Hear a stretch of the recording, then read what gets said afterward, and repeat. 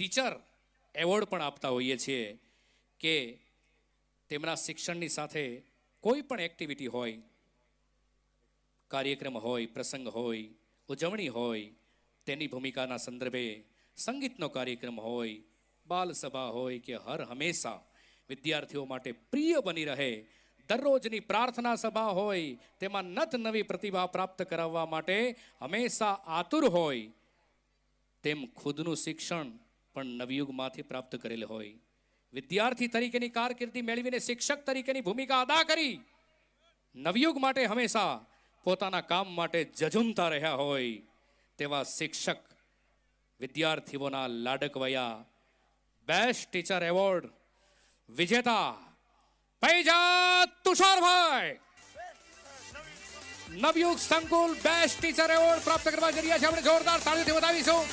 અને નવયુગ group of એજ્યુકેશનના Supriyo પીડી કાંજીઓ સાહેબ તેમજ શ્રીમતી રંજનબેન કાંજીયાની વિનંતી કે તેમના વરદ હસ્તે બેસ્ટ ટીચર એવોર્ડ પ્રાપ્ત કરશે પૈજા તુષારભાઈ. અને રાવલ સાહેબને યતીનભાઈ રાવલ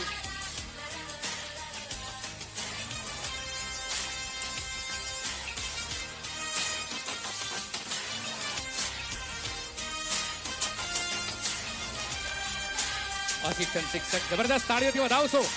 तो शिक्षक कभी साधारण नहीं होता, प्रलय और निर्माण उनकी गोद में खेलता है.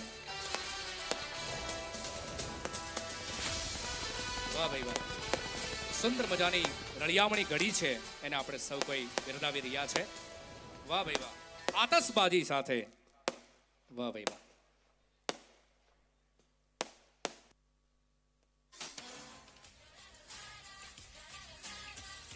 અને હા, એમના ફાધર પિતાશ્રી પણ નિવૃત્ત શિક્ષક તરીકેની ફરજ ભજવી ચૂકેલા.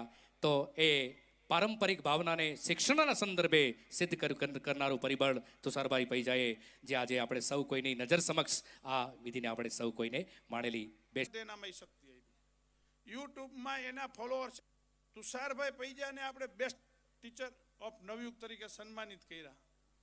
તુષારભાઈ પૈજા એનો આખો પારિવારિક વારસો જે આપણા સ્વામી વિવેકાનંદ ભવ મંડળ હતું, બાબુભાઈ વ્યાસ, હરિભાઈ વ્યાસ, બાબુભાઈ એમના દાદા થાય, એનો આ વારસો છે. અને એના પપ્પા ટીચર, એના કાકા દાદા બધા શિક્ષક છે ઘરમાં.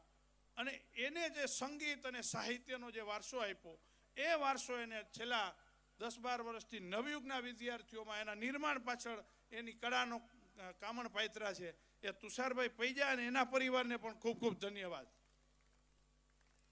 એવો હસમુખો ચહેરો કે જે પ્રાઇમરી, સેકન્ડરી, હાયર સેકન્ડરી બધું નવયુગમાં ભણ્યા, પીટીસી કોલેજ નવયુગમાં કરી અને એ બધું પૂરું કરી સીધા જ શિક્ષક તરીકે નવયુગમાં જ રોકાઈ ગયા. અને નવયુગ એનો પરિવાર છે. મિત્રો, એ પણ એક શિક્ષક એવા છે કે જ્યારે રાત દિવસ કંઈ પણ જોયા વિના વિદ્યાર્થીને, વાલીઓ અને સ્ટાફ સાથે સતત જોડાયેલા.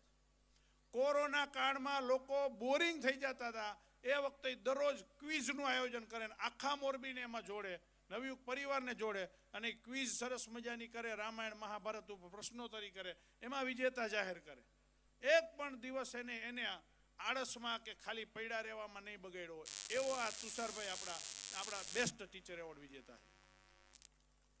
મહાનુભાવો